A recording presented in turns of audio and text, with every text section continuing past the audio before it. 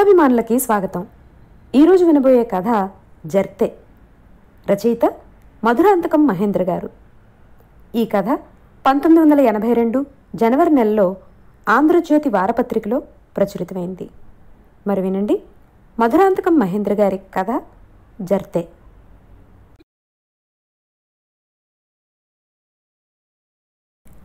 అర్జునుడు, గురుసామి మేకలు తోలుకొని డొంకదారి గుండా బొంతలగుట్టను ఎక్కుతున్నారు. బొంతలగుట్టను ఆవరించి ఉన్న ప్రకృతి సమస్తం నిశ్శబ్దంగా ఉంది. ఎండ నిర్దయగా కాస్తూ ఉంది. అర్జునుడు ఒక బండ చివరికి వచ్చి తీగల కోనలోకి చూపు సారించాడు. ఎండ కొట్టకుండా ఎడమ చేయి నుదురు కానించుకొని కుడి చేతి చూపుడు వేలుతో కనుచూపు మేరనంతా గాలిలో గిరిగీసి చూపుతూ, ఏమి ఎండ కాస్తా ఉందో చూడు, మూగి ఎండ. నిరుడు చిత్రీ ఒయ్యాసి నెలల్లో కాసిన ఎండ ఇప్పుడే కాసేస్తా ఉంది. ఏడే గాని కాకి అయినా నీడ ఎలబారుతా ఉందేమో చూడరా అన్నాడు. నీకు నాకు దప్పితే ఆవిడకేం గాచారం పట్టింది ఇట్టాటి ఎండలో తిరిగి సచ్చేదానికి? ఊరి ముందర చింతమాకుల్లో టెంకాయ సెట్టల్లో కూసొని ఈ మెద్దకల్లా ఆ మెద్దకల్లా గుడార్పుతా ఉంటే చాలు. పొద్దుపోయే కాడికి ఒక్కొక్కటి బొంతగద్ద మాదిరి బలిసిపోతా ఉండాయి. దీపాలు పెడతారనంగా ఊరి 4 చుట్ల అవిటి రంపు ఏం చెప్పతరం కాదు అన్నాడు గురుసామి. అర్జునుడు ముతక గాడాతో కుట్టిన బనీను తొడుక్కుని ఉన్నాడు. 4 మూళ్ల పంచెను గోచి మాదిరిగా కట్టుకున్నాడు. అతని తలపాగా మాసి గోధుమ రంగులో ఉంది. అతని చంకకు ఒక చిక్కం, ఒక పారామిలిటరీ వాటర్ బాటిలు వేలాడుతూ ఉన్నాయి. చిక్కంలో 2 ముద్దల సంగటి, 2లో అరకట్ట బీడీలు, అగ్గిపెట్టె, సున్నపుకాయ ఉన్నాయి. చేతిలో పొడవైన కొంకిదోటి ఉంది. పళ్ళు ఎర్రగా గారకట్టి ఉన్నాయి. ముఖం ముడతలు దేరి ఉంది. అతడు నిల్చున్న బండ క్రిందనే గురుసామి నిల్చుకుని ఉన్నాడు. బలిష్టమైన దేహం, నల్లని ఛాయ, వయస్సు 20 మించదు. వేసుకున్న చొక్కా మోకాళ్ల వరకు వ్యాపించి కట్టుకున్న పంచెను కనిపించనీయడం లేదు. వీపులో చొక్కా పర్రలు పర్రలుగా చీలి ఉంది. మెడ వరకు పెరిగిన జుట్టును ఆముదం రాసి వెనక్కు దువ్వుకొని ఉన్నాడు. చిక్కంలో 2.5 ముద్ద సంగటి, అంటవేసిన చొక్కా జేబులో 4-5 బీడీలు, అగ్గిపెట్టె, కరుకు ఉన్నాయి. గురుసామి చెవిలో నుంచి సగం కాలిన బీడీని తీసి వెలిగించుకొని అగ్గిపుల్లను ప్రక్కనున్న బోదపైకి విసిరేశాడు. బోద భగ్గున మండుకుంది, తీగల కోన నిశ్శబ్దాన్ని భంగపరుస్తూ. 12 గంటల ప్యాసింజరు అరగంట లేటుగా పోతూ ఉంది. సరిగ్గా ఆ సమయానికి వారు గుండాల మిట్ట దగ్గర బొంతలగుట్ట నదిరోయించి నాగపట్ల కనుమలోకి దిగసాగారు. మీడికాళ్ళు తొక్కతా రాకపోతే ముందుకు పోయి జీవాల్ని అదిలిస్తే ఏమిరా? కోనలోకొచ్చింది నువ్వు మనిషి తోడు పెట్టుకొని షికారు తిరగనా? మంగళోడి దోనికాడ కూర్చొని 2 జాములు సంగటి తినేదానికి తప్పించి నెలనాళ్లుగా నయా పైసా పని ఏం చేస్తా ఉండావు నీవు? మీ నాయన కూడా ఉండే. కోనలోకొస్తే 2 కాళ్ళు ఒక చోట పెట్టేవాడు కాదు. కూత వేసినాడంటే ఇట్లా మొగదల కోన మొదలుకొని అట్లా నేరేడు మాను సెలమదాకా, ఇట్లా గుండాల మిట్టకాడ నుంచి అట్లా నక్కల బండదాకా ఏడున్న జీవాలు అరచనంలో చుట్టూరా చేరిపోయేటివి.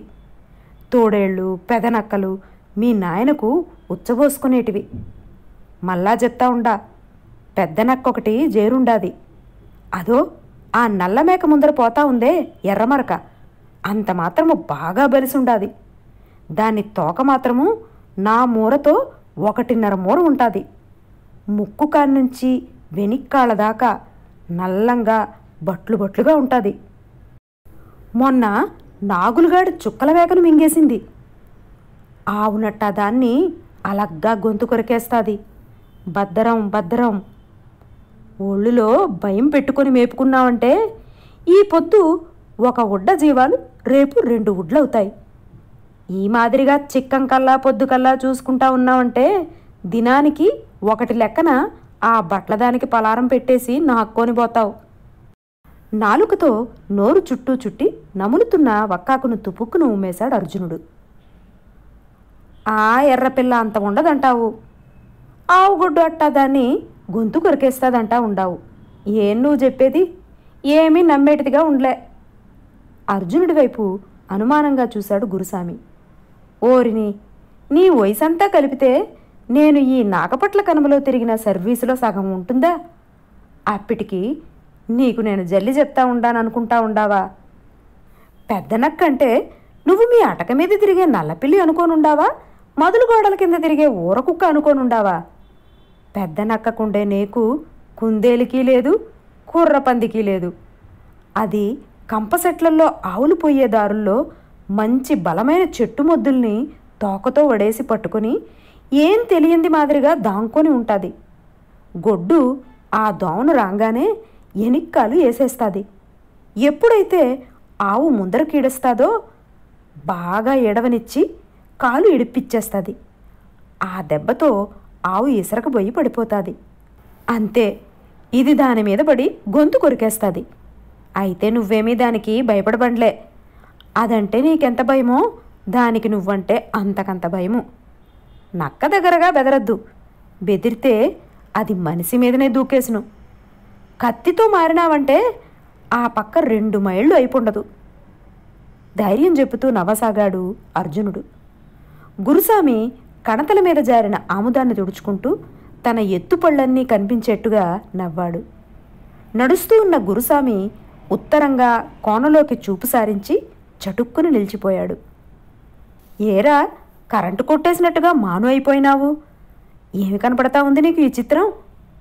అర్జునుడు గురుస్వామి చూస్తున్న వైపు చూపు సారించాడు.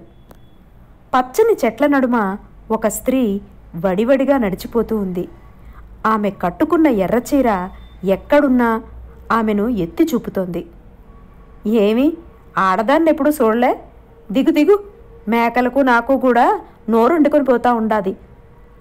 అర్జునుడు గురుస్వామిని దాటుకొని ముందుకు వెళ్ళసాగాడు. ఎవరా మనిషి? దినాము ఇదే ఏళ్లకు నారవ దాటుకొని పోతా ఉండాది.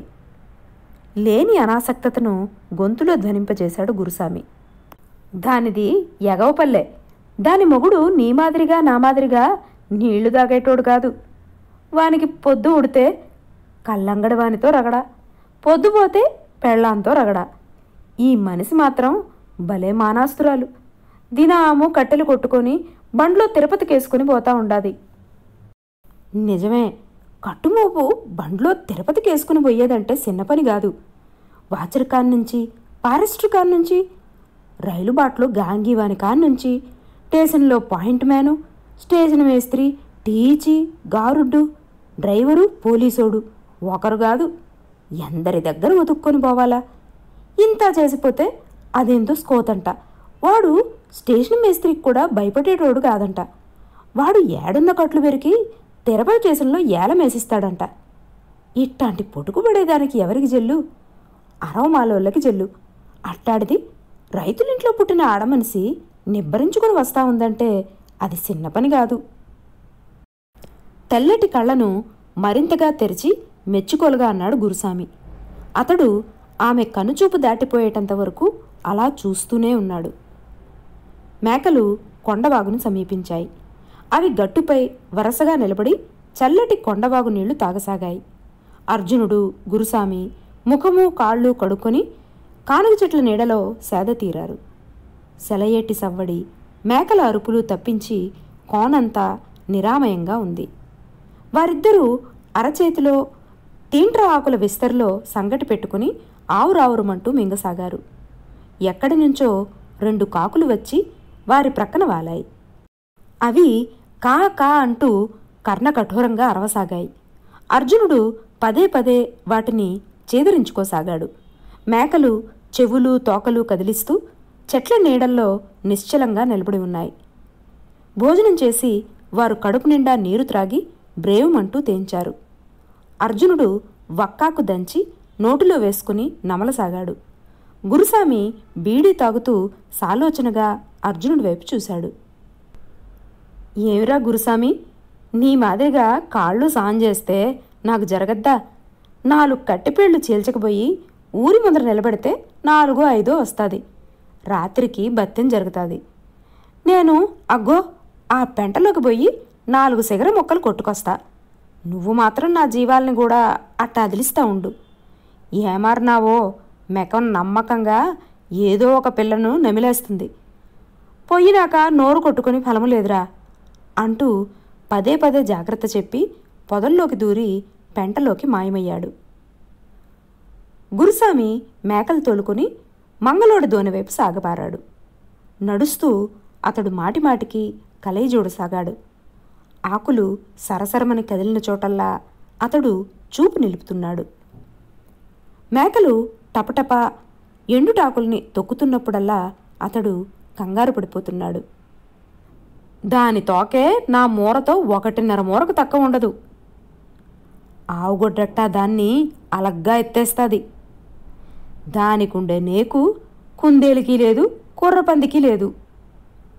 అర్జునుడి మాటలు అతని చెవుల్లో గింగుర్లు తిరుగుతున్నాయి.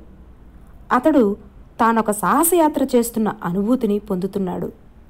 ఏ క్షణాన్నైనా మాయదారి మృగం మేకపిల్లపై పడవచ్చునని అతడు పదే పదే పరాకు చెప్పుకోసాగాడు. ఇంతలో జముడు పొదల్లో ఏదో జరజరా కదిలినట్లయింది. తర్వాత సీకి చెట్లల్లో ఏదో సరసరా ప్రాకినట్టయింది. ఉండి ఉండి బలమైన శ్వాస వినిపించసాగింది. సవ్వడి ప్రక్కనున్న గుబుర్లలోకి జరిగినట్టయింది.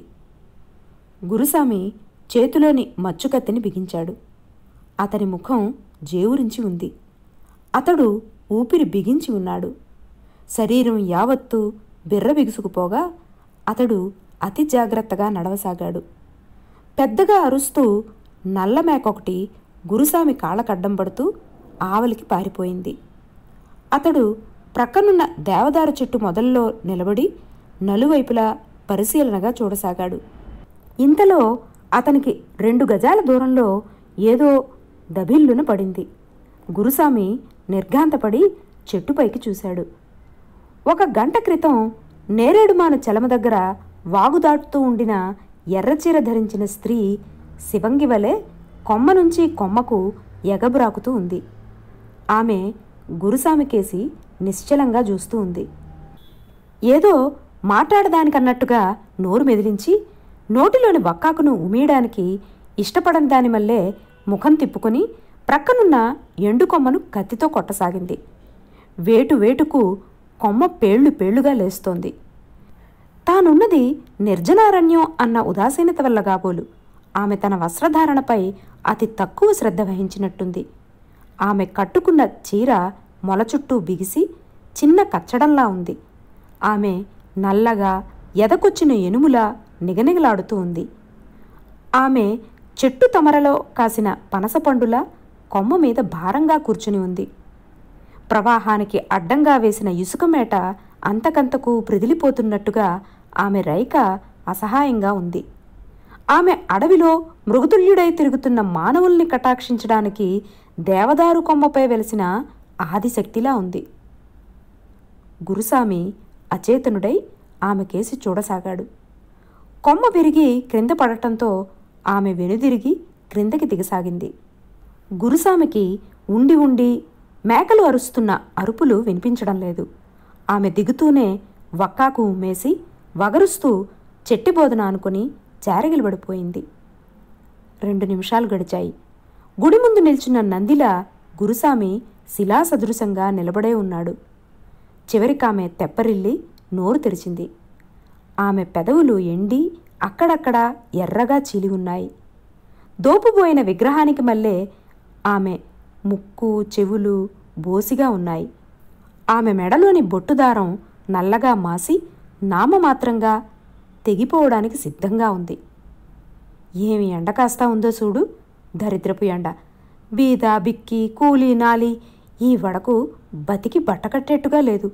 మాయిదారి ఎండ, దీనికి ధూము తగలనా అని శపిస్తున్నట్టుగా అంది. శాపం తగిలిన రాక్షసుని హాహాకారంలా ఎక్కడో స్టేషన్లో రైలు భీకరంగా కూతవేసి ఆగింది. ఏమి చేసి వచ్చేది? ఈ బండికి పోదామని ఆకాడికి తెల్లారుజామున ఎలబారొచ్చిన. ఎర్రికాలం నుంచి నక్కల బండ దాకా అరవోళ్ళు అడవంతా బీడు చేసేసినారు. కడసారికి కలబందలు మిగిలించేటట్టు లేరు యదవనాబట్లు. చీత్కారంగా విదిలించేస్తూ లేచి ఆమె కొమ్మకున్న ఆకులు చెలగి మోపు కట్టసాగింది.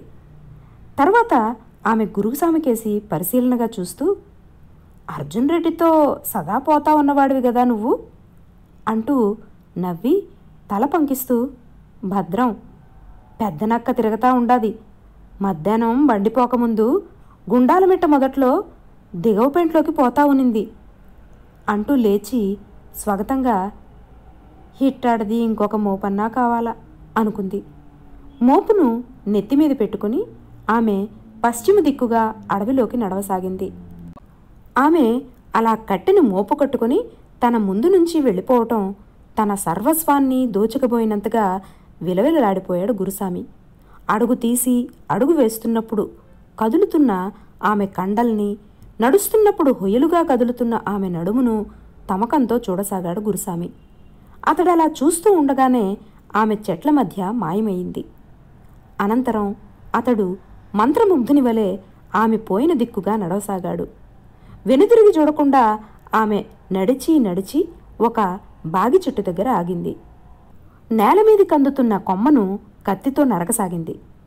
గురుస్వామి మెల్లగా వెళ్ళి ఏమాత్రం వెనక్కి తిరిగినా తనకు తగిలేటట్టుగా బాగా దగ్గరగా ఆమె వెనుక కాని నిల్చున్నాడు. అతడి శరీరం కంపిస్తూ ఉంది. అతడి శ్వాస బలంగా ఉంది. ఆమె సర్రున వెనుతిరిగి చూసింది. ఆ హఠాత్ పరిణామాన్ని ఎదుర్కోవడానికి ఆమెకు మరికొన్ని క్షణాలు పట్టింది. క్రమంగా ఆమె కళ్ళల్లో ఎర్రజీరలు వ్యాపించాయి. ఆమె పెదవులు వంకర్లు పోయాయి. ఆమె ముక్కు పుటాలు అదురుతున్నాయి. ఎట్టుండాది ఒళ్ళు, మీదికొస్తా ఉండావు, నాతో పెట్టుకోవద్దు, మొదలే నా నోరు మంచిది కాదు. తీవ్రమైన కోపం, కించిత్ భయము మిళితం కాగా అంది. గురుస్వామి వంక అనుమానంగానూ క్రోధంగానూ చూస్తూ మోపు కట్టుతో సాగింది. అర్జునుడు మొన్న చెప్పినాడులే నీ ధైర్యం గురించి. మనిషి తోడులేంది మొగదల కోనలో నుంచి ఇంటికాడికి పోలేని తోడివి, ఆడదాని మీదకి ఎగబడతా ఉండావు గదరా అని మోపు కదిలించి అది బరువుగా తోచడంతో, ఇట్ట అగ్గిబడి ఈ మోపు కొంచెం నెత్తిమీదకెత్తుదూరా, గోబ మాదిరి మళ్ళ చూద్దూగాని అంది. గురుస్వామి మోపును ఆమె తల మీదకెత్తాడు. అలా ఎత్తడంలో అతని ముఖం నడుము క్రింద ఆమె చీరను రాచుకొని పొత్తి కడుపు మీద నుంచి గుండెల మధ్యగా లేచి ముందుకు వాలి ఆమె చెంపను సుతారంగా రాసుకుంటూ పోవడం పూర్తిగా యాదృచ్ఛికం కాదు. అప్పుడామె ఊ అంటూ తత్తరపడడం నెత్తిమీదకొచ్చేస్తున్న అవాంఛనీయమైన పరిస్థితిని ఎదుర్కోవడానికన్నట్టుగా ఉంది. మోపు నెత్తికెత్తుతూనే ఆమె గిరుక్కున తిరిగి నడిచిపోసాగింది. ఆమె పడగదించుకుని పుట్టలోకి పోతున్న పాముల అడవిలోకి వెళ్ళి అదృశ్యమైంది. మలుపుల్లో ఆమె తనకేసి భయం భయంగా చూడడం గుర్తించాడు గురుస్వామి. ఆ చూపు పులిపంజాను తప్పించుకున్న జింక చూపులా ఉంది. నక్క నోరు దప్పిన మేకపిల్ల చూపులా ఉంది. గురుస్వామి మళ్లీ కొంతసేపు అచేతనంగా నిలబడిపోయాడు. మోపునెత్తి తల మీద పెట్టుకోలేని ఆడది తనను ఎంత మాట అనింది? గురుస్వామి ముఖం జేవురించింది. ఏమైనా దీన్ని పొద్దు వదిలేది లేదు. గురుస్వామి మళ్ళీ ఆమె వెంటబడ్డాడు. ముందు వెనుకగా వారలా కొంతసేపు నడిచారు. ఆమె గబగబా నిలవకుండా, అతని చేతికి అందకుండా దాదాపు పరుగులాంటి నడకలో నడిచిపోతూనే ఉంది. ఛత్, చేతికందినది తప్పించుకునింది కదా. పదే పదే ఖేదపడుతూ వేగం హెచ్చించాడు గురుస్వామి. ఆమె చెంగులుగాడి జర్తెను సమీపిస్తోంది. గుండాలమిట్ల నుంచి మంగళోడి దోనివైపు వెళ్లే కొండదారి చెంగులుగాడి జర్తెను చుట్టిపోతుంది. దాదాపు 20 గజాలున్న ఆ జారుడు బండను మామూలుగా ఎవరూ దాటడం జరగదు. అడవిలోకొచ్చే కొంటి కోణంగి పశువుల కాపర్లు కూడా ఆ సాహసానికి ఒడిగట్టరు. ఎప్పుడో ఓవికాలంలో చెంగులుగాడు అనబడేవాడు జర్తెను దాటుతూ జారి క్రిందనున్న జముడు చెట్ల మీద పడి చనిపోవడంతో దానికి ఆ పేరు వచ్చిందని చెప్పుకుంటారు. యథాలాపంగా ఆమె జర్తెను చుట్టి వచ్చే దారి వెంబడి నడవసాగింది. ఒక క్షణం ఆలోచించి ఒక నిర్ణయానికి వచ్చిన వాడికి మళ్ళీ గురుస్వామి జర్తెను దిగసాగాడు. నున్నగా పట్టుదప్పితే 10 బారలు క్రిందికి జారేట్టుగా ఉన్న ఆ బండను అతడు జాగ్రత్తగా దిగుతున్నాడు. నల్లగా నున్నగా మెరుస్తూ ఉన్న ఆమె దేహకాంతి అతన్ని అనుక్షణం ఊరిస్తూ ఉంది. అంతలో ఆమె తననొక వాజమ్మను చేసి తప్పించుకోవడం అతన్ని క్రోధోన్మత్తుణ్ణి చేస్తోంది. అతడు ఆ వాలును కుర్రపందిలా ఒడుపుగా దిగుతున్నాడు. గుంతనక్కలా వంగి వంగి దిగుతున్నాడు. రెక్కను కాలుతో వెనగ్గా ఈడ్చిపట్టుకుని పెట్టను వెంటాడడానికి దిబ్బను చుట్టి వస్తున్న కోడిపుంజులా దిగుతున్నాడు. చిట్ట చివరకు ఎలాగైతేనే అతడు ఆ జారుడు బండను జయప్రదంగా దిగేశాడు. దారి ప్రక్కగా చెట్టుమాటున నిల్చున్నాడు. పెదనక్క తోకతో చెట్టును చుట్టుకున్నట్టుగా అతడు ఎడమ చేతితో చెట్టు బోదెను కౌగిలించుకొని నిల్చుని ఉన్నాడు. ఊపిరి బిగబట్టి చెవులు రిక్కించి అతడు ఎదురు చూడసాగాడు. అతని కళ్ళు చురుగ్గా పనిచేస్తున్నాయి. చెట్టు వెనుక ఆకుల గలగల. ఎక్కడో మేకలు అరుస్తున్నాయి. గూబ గుయ్యమనేట్టుగా కీచురాళ్ల రొద. మొగదల గుంటలో ఎవరో కట్టెలు కొడుతున్న శబ్దం. గురుసామి కాలాన్ని ఉచ్ఛ్వాస నిశ్వాసాలతో కొలుస్తున్నాడు. 2 పిట్టలు ఒకటి వేరొకదాన్ని తరుముతుండగా పెద్ద రభస చేస్తూ కొమ్మల మధ్య ఎగిరిపోయాయి. గురుసామి చెవులు రిక్కించి, కళ్ళు మిటకరించి, పళ్ళు గిట్టకరిచి, ఊపిరి బిగబట్టి కాళ్లతో వేర్లు తన్నుకొని అప్రమత్తుడై ఉన్నాడు. బలంగా గసపోస్తూ మనిషి వస్తున్నట్లయింది. తల ఓరగా వాల్చి చూశాడు గురుసామి. వేసవిలో సైతం ఎర్రగా చిగిర్చిన చెట్టులా ఆమె డొంక దిగి వస్తూ ఉంది. మరికొన్ని సెకండ్లు గడిచాయి. దగ్గరకు వస్తూనే చిరుతలా ఆమె పైకి లంఘించాడు గురుసామి. ఆమె తల మీద కట్టెల మోపు పట్టుదప్పి విరుసుకుపోయి పడిపోయింది. సరిగ్గా అదే సమయానికి పెదనక్క గురుసామి వదిలేసి వచ్చిన మేకల్లో అర్జునుడి మేకను ఒడుపుగా పట్టి గొంతు కొరికి కోనలోకి ఇడ్చుకొని పోతూ ఉంది. మిగిలిన మేకలు గుండాల మిట్ట దగ్గర చేరి కాపరి జాడ కానక బేలగా అరుస్తున్నాయి. మరో 10 నిమిషాలు గడిచాయి. తుమ్మమొద్దులా తన మీద పడున్న గురుసామిని పక్కకు తోసి ఆమె అతి కష్టం మీద లేచి నిలబడింది. ఆమె నీళ్లు నిండిన కళ్ళతో గురుసామి వంక అసహాయంగా చూస్తూ ఉంది. గురుసామి భయం భయంగా ఆమె కేసు చూస్తున్నాడు.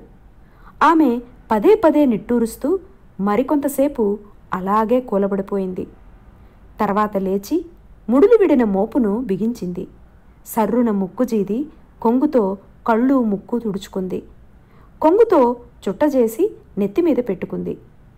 శరీరం వణికిపోతుండగా చేతుల బలవంతాన ఆమె మోపునెత్తి తలమీద పెట్టుకుంది. పెట్టుకుంటున్నప్పుడు ఆమె మేను బండరాయి పడ్డ తీవిలా కంపించిపోయింది. ఒక క్షణం ఆమె మోపును తన మీదే వేసుకుని పడిపోతుందేమోననిపించింది. కాళ్ళు ఒకదానికొకటి అడ్డం పడుతుండగా గురుసామి ఆమె వంక అచేతనంగా చూస్తూ ఉండగానే చెట్ల మధ్య మాయమైంది. తాను ఎంతసేపలా నిర్వీర్యంగా పడి ఉన్నాడో గురుసామికి తెలియదు. తర్వాత అతడు లేచి లేని గాంభీర్యం తెచ్చుకుని బొంగురు గొంతుతో ట్ర చెచ్చెచ్చె అంటూ రకరకాల శబ్దాలు చేస్తూ మేకలకు తన ఉనికిని తెలియపరుస్తూ గుండాల మిట్ట వైపు నడవసాగాడు. దూరంగా మేకలు అరవడం వినిపిస్తోంది. దాదాపు 6 గంటల ప్రాంతంలో గురుసామి మేకలను కలుసుకున్నాడు. గబగబా అతడు తన మేకలన్నీ ఉన్నదీ లేనిది చూసి తృప్తిగా ఊపిరి పీల్చుకున్నాడు. కానీ అర్జునుడు అతని మేకలు కనిపించకపోవడంతో అతని ముఖంలో భయాందోళనలు అలుముకున్నాయి. అతడు మేకలను నదిలిస్తూ 100 రాళ్ల త్రోవన బొంతలగుట్ట దిగసాగాడు. మేకలు పింటికలు వేస్తూ ఒకదాన్నొకటి రాచుకుంటూ అరుచుకుంటూ దిగుతున్నాయి. ఈ పొద్దుమానానికి ఈ 20 దాకా పళ్ళు దోమల. వాడు పెద్ద బొండమానాలా నా మీద పడేటాళ్లకు నాకు కళ్ళు బూసులు కమ్మేసినాయి. ఏమాత్రం నాకు ఒళ్ళులో పట్టు ఉండినా వాడు నా మోకాలి మీద ఎంటిక పిరికేటోడేనా? గొంతు కూర్చుని హృదయ విదారకంగా విలపిస్తూ ఉంది ఎల్లమ్మ. గొమ్ముడుసెలే, వాడు రాని. నా కొడుకు ఈ పొద్దునాడు చేసిన దానికి వాణ్ణి నేను మన్ను తినిపించకపోతే నా పేరు అర్జునుడే కాదు.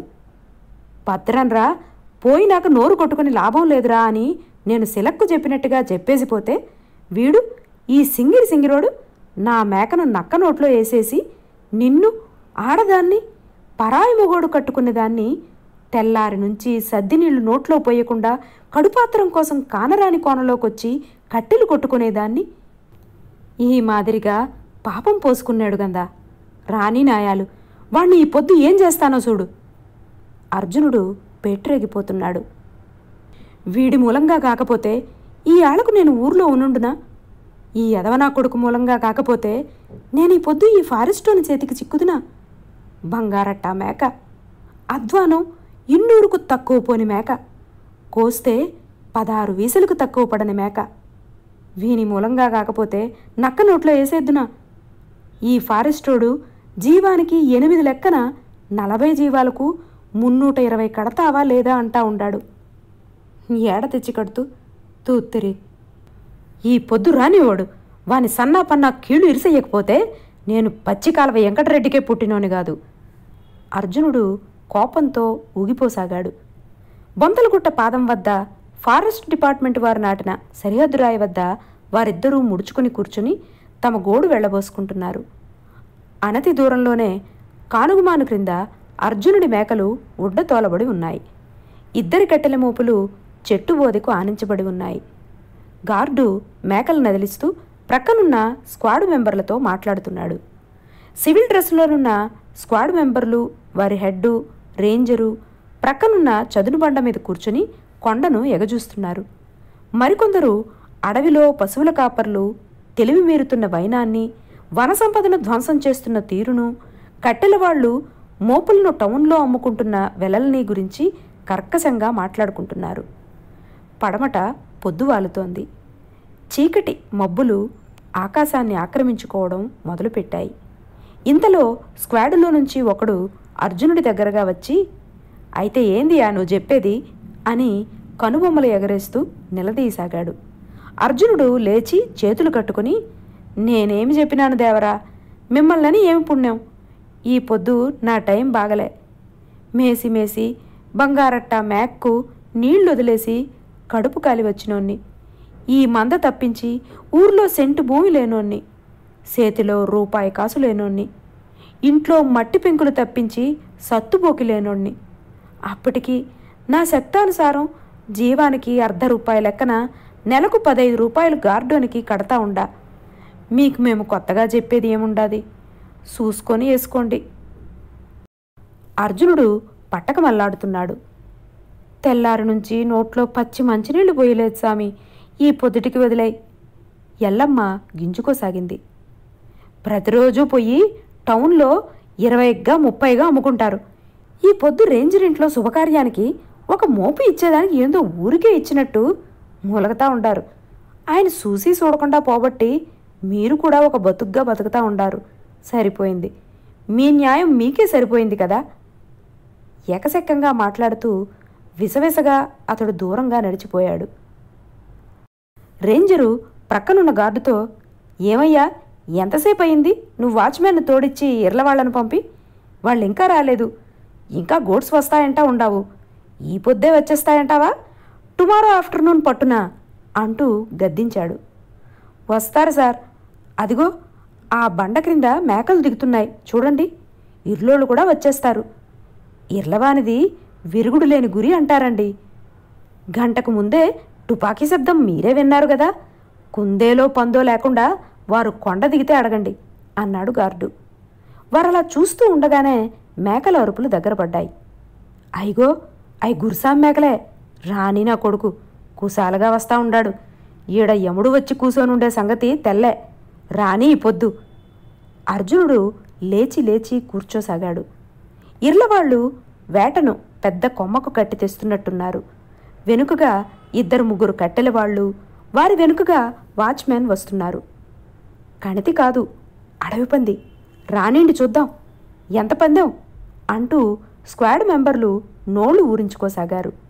ఇర్లవాళ్లు దగ్గరకొచ్చి బరువు దించారు.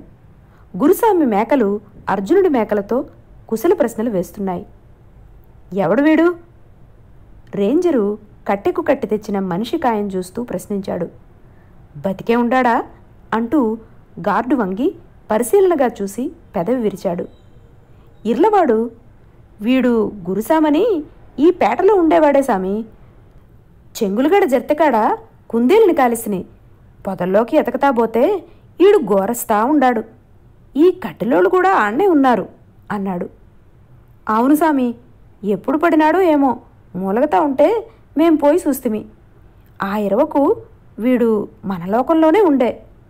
ఏమిరా పాపాత్ముడా, ఎందుకు దాటినావురా జర్తిని అంటిమి.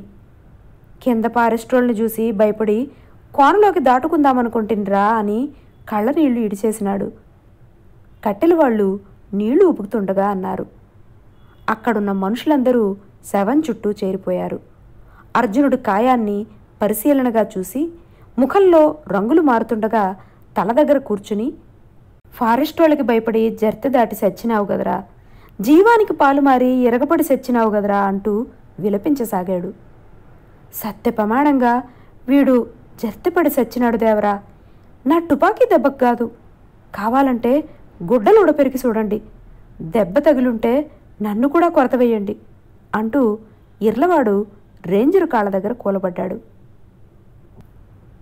నల్లటి కొండ కొమ్ముపైనున్న తెల్లని జర్తె మేకపిల్లను వెంటాడుతున్న పెద్ద నక్కలా క్రూరంగా, ఎల్లమ్మను వెంటాడుతున్న గురుసామిలా ఉన్మత్తంగా, అడవిలోకెళితే గాని భుక్తి గడవని పశువుల కాపర్ల దగ్గర, కట్టెల వాళ్ల దగ్గర దొరికిన కాడికి డబ్బులు గుంజడం కోసం మాటు వేసి ఉన్న ఫారెస్ట్ ఉద్యోగుల తండాలా నిర్దయగా, ఒకరినొకరు వేటాడుకునే పరిస్థితిని కల్పిస్తున్న సమాజపు భయంకర గహ్వరం నుంచి వేలాడుతున్న విషపు నాలికల కొండ క్రింద జరుగుతున్న తతంగాన్ని చూస్తూనే ఉంది.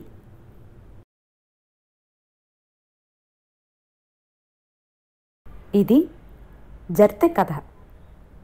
ఇది ఈసారికి. వచ్చేసారి మరో మంచి కథతో కలుద్దాం. అంతవరకు సెలవు.